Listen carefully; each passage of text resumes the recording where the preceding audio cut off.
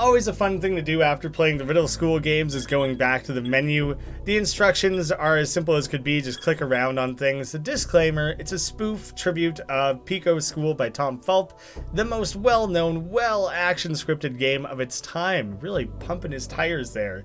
It was made in Flash 3, which now seems ancient. It's wild how old that would actually be. I wanted to make a version of Pico School without vulgarity or violence and a very different plot. The layout is basically the same, and the graphics are, well, differently the same. I wanted to say definitely, differently the same. I like that spin on it. This game wasn't made to insult anyone whatsoever, and was only created for entertainment. And a few fun facts. Took 3 weeks to make, has 99 items in the library, which, like, you know, a button is a library item. Each one of these interactive doodads would be a library item, but then, you know, you can duplicate it many times and it still just counts as one. Just kind of interesting. Characters, 7. Still very incorrect, because there's 8 students plus all the teachers and the principal. Way off. Nice try, though. Guess you should have spent another 3 weeks on it to polish that up. The original plan for this game was to escape by way of shooting. It would have involved Crinkle's madness characters, violence, and the use of mildly inappropriate language. Well, that idea quickly died away, thankfully enough, but I still kept a touch I had in the original. On the first classroom blackboard, Mathness is written, and really that small decision to take it from being a Pico School, Madness School, like hyper-violent shooting game would have meant that it would just be another in a long line of games that are kind of aping that style to wholly becoming its own thing. And so yeah, I think we're all very grateful that John made the decision to make like a PG version of that instead.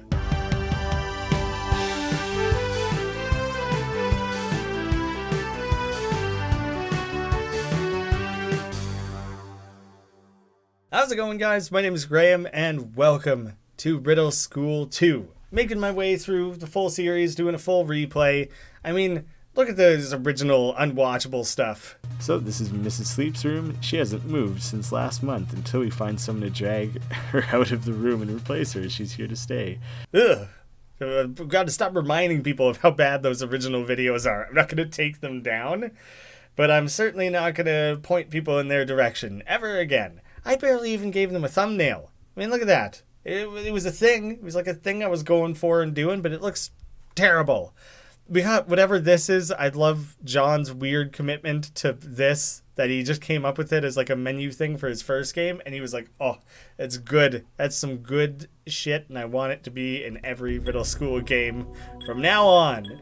I do like that there's a quit button that just doesn't work in these games. That's like a fun commitment to a bit. I kind of blew past this too. This button obviously proceeds to the main menu. That's a joke carrying forward from the first game. We'll come back and revisit all this stuff after. We can just get right into things now. Fully animated, very detailed cutscene. Very fancy, showing off a little bit. I guess for a second he's just thinking of bees. Just really likes bees. The eyes falling apart. Just some fun like Looney Tunes style humor a little bit. Like that physical comedy, which is something you don't really see a lot of in the rest of the series. But the B with the Z's, that's pretty funny actually. I honestly don't know if I've seen someone utilize that joke before. I know nothing of music, but much of English. Oh, so much. Much English known by me. I honestly don't know if I really like the gray, like, new text box for this. It looks a little bit wonky, and black on gray is just kind of boring. It's funny because it's like an unintentional callback to the madness origins. I'm just thinking of the chalkboard there. But also just makes me stop and admire the absolute dedication to remaking everything in this game. His head might be the same because he has those same weird pill-shaped eyes that are the same as the last game, even though they didn't look like that a second ago in the cutscene. That's the band director, Mr. O. Bo. He only got hired because of his name. That's a good enough reason. It doesn't matter if he knows anything about music, he clearly knows enough about other things. Kind of. That's what the band director wrote yesterday to admit to us the non-musical truth. Well, next I'd like to hear the musical truth. I feel like There's a more entertaining story to be told there. Catching bass, great. Fantastic poster. Did anyone else notice that the bass symbol is backwards? No, honestly, I have never been a musician in my entire life. It's a great shame of mine. Cold fire? It looks like a fire a little bit. I don't really... Cold? What's that about? I don't know if I've ever paid any mind to that poster before. It also oddly looks like the window in the door. I've like never bothered. I don't know if I've ever clicked that one. Well, Fred, let's have a chat. Can you help me escape school again? I have a whistle, as if that'd be useful. It might help. Can I have it? Only if you have $1. I'm also noticing the shagness of this carpet. Seems like a very comfortable music room, and the dedication to having the big, what was it, a treble cleft on the floor there? Well, that's some real detail. That fancy sink from the first game's got nothing on this fancy carpet. That's my trombone. I left the slide oil in Mrs. Sleep's room. And you can go around, collect ourselves a few quick quarters. Oh, gotta take a second to admire the drum set as well. That's an I didn't trace drum set. The creator of this game probably had trouble drawing it. I would too. Trace things all the time. Don't trace other people's art, but trace reference photos. Drawing a drum set? That's really difficult. It actually does look really good though. It's well done.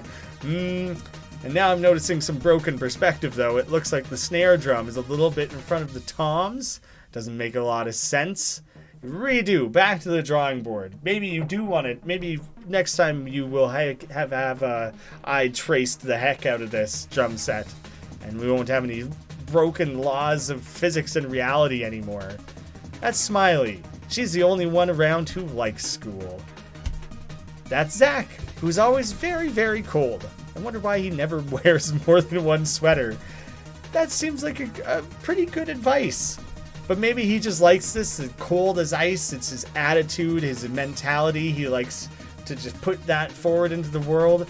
He might have even bought or painted this poster just through and through. Cold as stone. I'm not going out there while Mr. Oboe is watching. You have oddly attentive teachers, considering how much they seem to not care about their jobs in other regards. Alright, Fred, I got the cash. Let's do this. Here's my whistle for that $1 you got there. I don't actually use it anyway. Well, I hope you've never used it, because I have no means of sanitizing it. It seems like it would be a little nasty, a little full of a lot of spittle. Here's your whistle back, Fred. I don't feel like stealing music from you at the moment. Why did you not warn him that you were going to do that? That seems quite rude to have just mangled everyone in the classroom. Zach, I'm sorry, may never recover.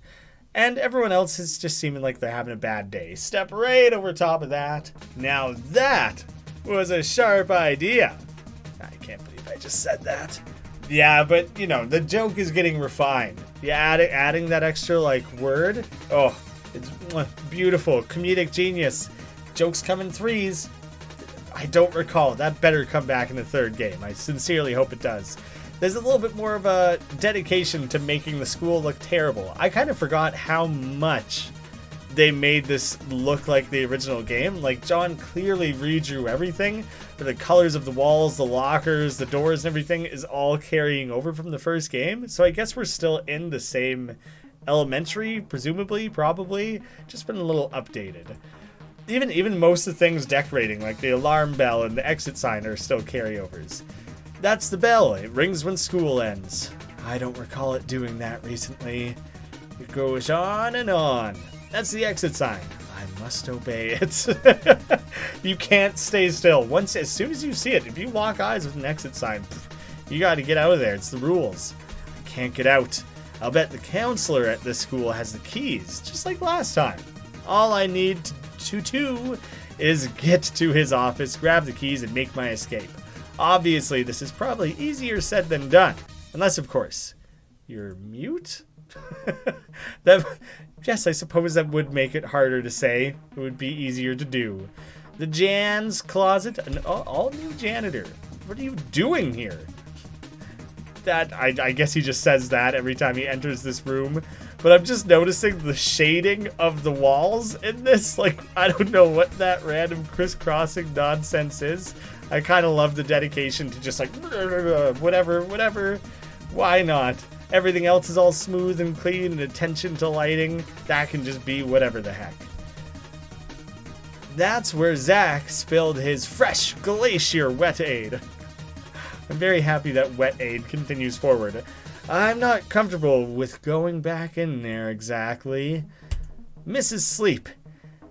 I just want to make sure she actually has a commitment to getting the entire alphabet down.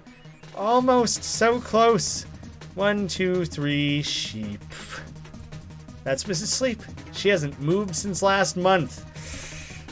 Might want to call Mr. Sleep and let him know that he's now married to Mrs. Dead. A month is probably too long. People should have a greater concern. Until we find someone to drag her out of the room and replace her, she's here to stay. It's kind of boring, but at least we don't have to do any work.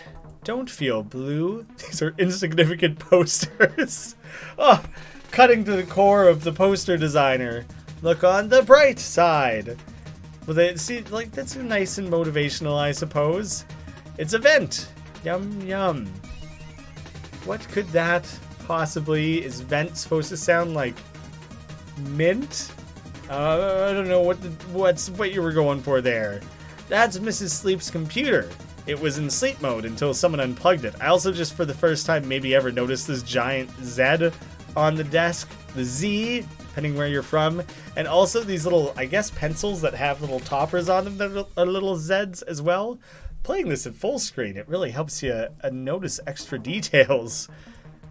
Can you not unplug the computer or plug the computer back in? Seems like that would be a thing. I think my trombone slide oil could be of use. And I'll bring my 30 cents along, just in case. You never know when you're going to need a quick supply of 30 cents. The answer to a riddle, perhaps? What two coins are together worth 30 cents? One of them is not a nickel. There you go. There's a good riddle for you. Think on that one while you're playing through the Riddle School. I brake for ducks. Do you? Well, maybe eventually when I start driving. I'm guessing at this age, Phil's not really driving around. I don't brake for ducks. There aren't many ducks around here, and I can't drive yet. Is there sound reasons? Really logic that one out. That's another riddle solved. And the riddle, the mystery of the recurring sink. The only reused asset between these two games. Maybe Phil's head, but I think even that was redone. Mr. Sum. The door is locked and the lights are off. So, Mr. None, then, today. Nope. No, we're not doing that one. Miss Green. Door is locked, lights are off. Men's room. Does anyone out there have toilet paper? Hey, things are looking pretty spotless in this room. I'm not used to seeing the bathroom being so clean. That's the toilet. Wowee. I'm so glad we stopped and checked in on that. Ooh, extra change in the lockers. I had an instinct. It reminds me of the placement of the hall pass locker from the first game. And I probably have some... I played this 5 years ago, and I kind of remember things the tiniest bit. I want a cookie. Just a cookie. Nothing else. Would $1 suffice? He's being very clear about it this time around. That it will not. There's like a sinkhole happening in the ground here. That's a sure sign that maybe things aren't holding up too well in this school. Riddle School 2. Wow, they made a second one? Awesome. I'll have to check it out once I escape school. That's funny that it's the same as this game. It's like a fourth wall break, but not done in a way where it's like mystery school or anything else, any other way to play around with that. It's literally the game we're playing. I probably won't need that. The only fire this school's ever had was when Zach sneezed all over that science project. So this is a new school then, because the other school had the spontaneously combusting coffee. The back door is unlocked, but it's blocked by a dumpster. That stinks. That's not even a pun, that's just informative. Why are you in here? I was in the hallway, thought I might stop by. I got permission to buy a cookie. I just saw a cow in the office randomly burst into flames. Oops, wrong room. Which I'm glad that, like, cookies, there's, like, some dedication to some recurring things in these games that I really appreciate. Just thought I'd swing by, say hello, see what's up, what your teachers got going on in here. That's very nice of you, but this is the teacher's lounge. Get out. I like how every time you come back into this room, they're really like, ooh, what are you doing here? They're not like, get out, quit coming in. We're going to lock the door next time. I got permission to buy a cookie? Which teacher sent you in here? Oboe sleeps some. No teacher sent me up. The cookie machine was calling me. Just go back to class. I am fairly certain that one of these teachers is like, that may be Mr. Green. It might be Mr. Sum. That's me. No, I never said you could have a cookie. Go back to class. Oh, I probably don't have enough money for it anyways. I had something in the back of my mind that this was the correct answer because it was the most absurd one. Was it my cow? What did it look like? It was fat and white with black spots. Actually, I'm not sure whether or not it was a cow. That doesn't convince me the story's true. Didn't sound that believable to begin with. If you don't have anything useful to say, I suggest that you get back to class. There is actually a funny thing that people who are lying have probably rehearsed a story and will tell it start to finish without correction. And so if you're struggling to recall details, sometimes that's a sign of truth-telling. But now that I've put that out there, everyone's got to be aware of the fact that people can manipulate that understanding. I think that's the right answer still, actually. I'm just curious if I say the other things. She's been asleep since last month. Couldn't be Mrs. Sleep. Mr. Oboe, do you have a note? I didn't think so. No note for Oboe, so I don't think so. Well, we gotta describe to her the cow here. My cow doesn't have spots, so that story is no concern of mine. Oh, dang. Wait, is there no correct path here? That would be pretty funny, actually. No, I don't think I can go there just yet. The little vent in the ground here is something. There's a roll of toilet paper in the vent. Who sticks toilet paper in vents? I would go in and get it, but the vent cover is rusted shut. Ugh, how old is that then? How long ago did someone cram that in there that it's rusted over since then? Got to slide open the vent. The way you grease it across there is kind of gross, just like slacking it all on there. Grabbing the toilet paper. Maybe we can sell it to this sucker for for a large profit here. You know, maybe in like the 25-50 cent range, something like that. We don't need much, honestly. I don't think we ever see that character again. They weren't a big fan of us. We did just exploit them. It's interesting how different he drew Phil across the main game and the cutscenes there. It's like the colors and shapes and everything are all quite different. Got ourselves an incredible looking mop. It's also a toilet. I thought there might be something new, exciting to say about toilets if I were to revisit. Where'd you find my mop? I've been looking all over for it. Thanks for returning it. Here's my last dime. Which, what do we have at this point? 50 cents. And don't waste it on the school's cheesy pencils. Maybe some of those real cool Z-looking pencils? Hey, you can eventually talk to this guy. That's Joe. I don't remember Joe at all. Don't remember ever coming and talking to this kid. His class is at lunch. He's too dumb to figure that out. Poor dumb Joe doesn't know how to go to the bathroom, willing to pay for toilet paper, just hanging out in a class that's at lunch in a room with a teacher who's fast asleep. Dumb Joe. Okay, this starts moving things forward. People are back in class. Have a nice visit while you're here, and hurry back to class when you're finished. On the plus side, get it? Ha ha! So many pluses in that poster. 1 plus 2 equals the square root of 9, which is true. 3 equals 3. It's perfect math. That's very true, yes. I'm shocked at the competency of one of the teachers of this school, you know? The pie chart. Blueberry, pumpkin, apple, which is pretty funny because 3.14 is the actual value of pi. It's a clever chart.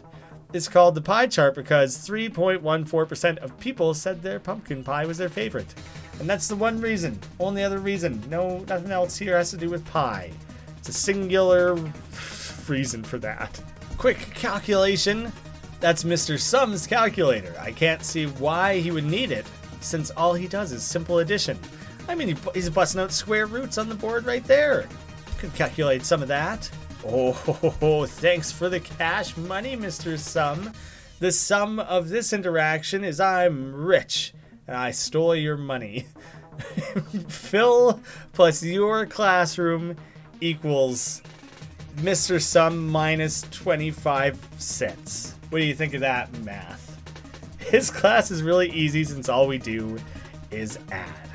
A little cocky there. Think you know math so damn well there, Phil? Who knows? Could trip some people up. Wow, this room is really green. Just every inch of it is very dedicated to that fact. Didn't even want to put posters up to disturb that. Miss Green spilled coffee on that wall, destroying its surface. Green guacamole is good.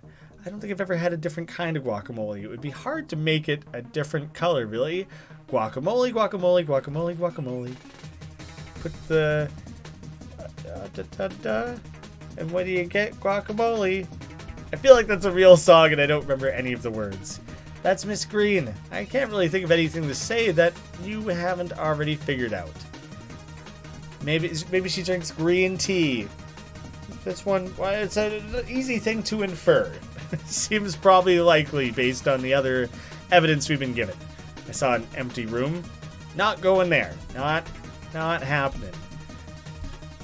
It's a green sofa. I used to have a green sofa, but that was before my dog ate the whole thing while I was sleeping. That's impressive.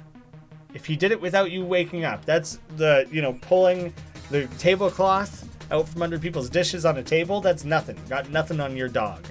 It's a cobweb. I sold one of these at a garage sale for $10.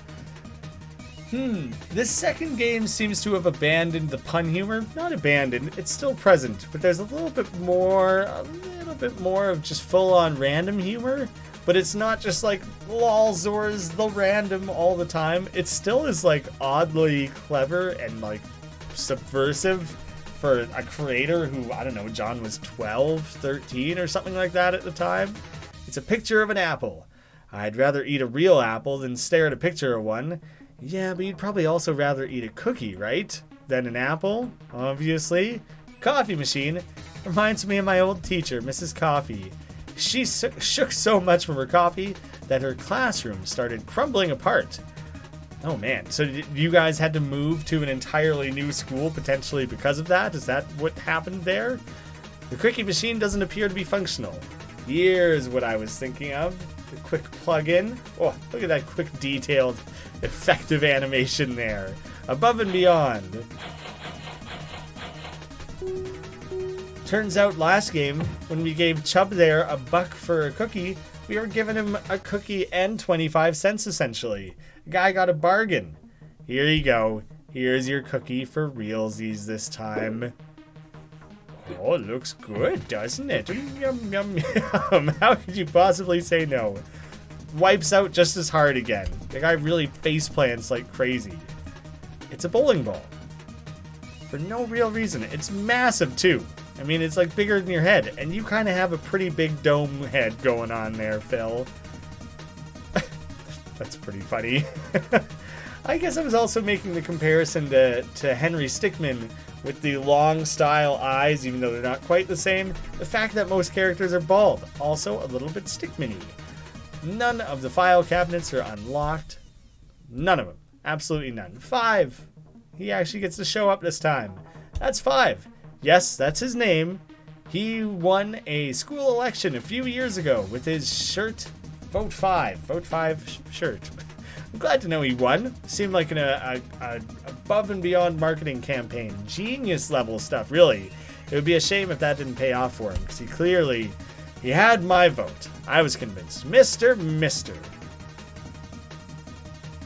Hi. I'm keeping this.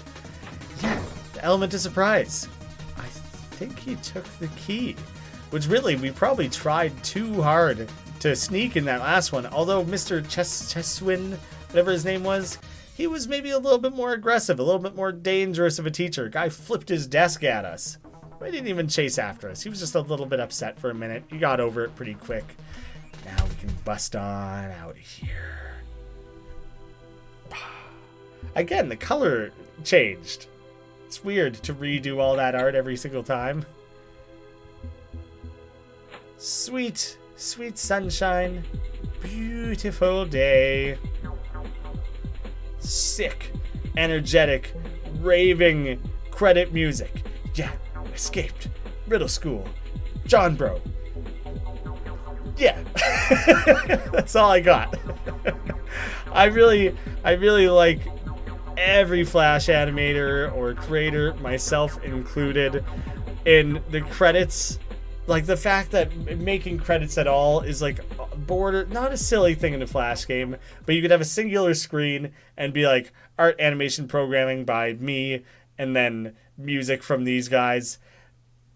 Everyone younger than like 16, 17 who ever made a Flash project includes a credits where it's like art by me, programming by me, animation by me. Yes, it is different than art. Don't question it whatsoever. Ideas by me, story by me, dialogue by me. And it just makes the credits feel more filled out. Every one of us did it. I'm not ragging on it. I'm totally guilty of it myself. It's just a funny thing to think back on now.